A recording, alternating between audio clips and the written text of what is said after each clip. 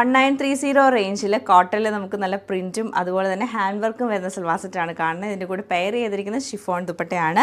2 ഷെയ്ഡായിട്ടോ നമ്മൾ അവൈലബിൾ ആക്കിയേക്കുന്നത്. നല്ലൊരു navy blue ടോണും പിന്നെ നമുക്കൊരു വയലറ്റ് ടോണും ആണ് വന്നേക്കുന്നത്. പക്ക വയലറ്റ് അല്ല, വൈനും കൂടെ മിക്സ് ചെയ്തിട്ടാണ്.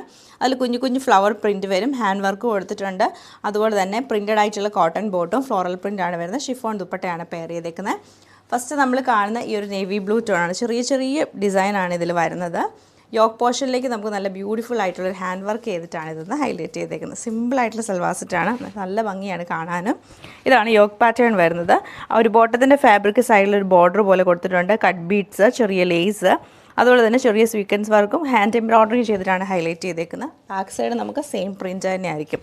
ഇതാണ് ടോപ്പിൻ്റെ ആ ഒരു ഡിസൈൻ വരുന്നത്. ദുപ്പട്ട വരുമ്പോഴത്തേക്ക് നമുക്ക് ഷിഫോൺ ദുപ്പട്ടയാണ്. ക്രഷ്ഡ് ആയിട്ടുള്ള ഷിഫോൺ ദുപ്പട്ട. അതിൽ ഫുള്ളായിട്ടും ബാന്തിനി പ്രിൻറ്റ് ചെയ്തിട്ട് 2 എൻഡിലും ടാസൽസ് കൊടുത്തിട്ടുണ്ട്. ബോട്ടം പ്രിൻറ്റഡ് ആയിട്ടുള്ള കോട്ടൺ ബോട്ടം തന്നെയാണ് പെയർ ചെയ്തേക്കുന്നത്. സെയിം പാറ്റേൺ തന്നെ നമുക്ക് ആ പ്രിൻറ്റും ഹാൻഡ് വർക്കും ലൈറ്റ് ഒരു വൈൻ ടോണിലാണ് ഈ സൽവാർ സെറ്റ് വരുന്നത്.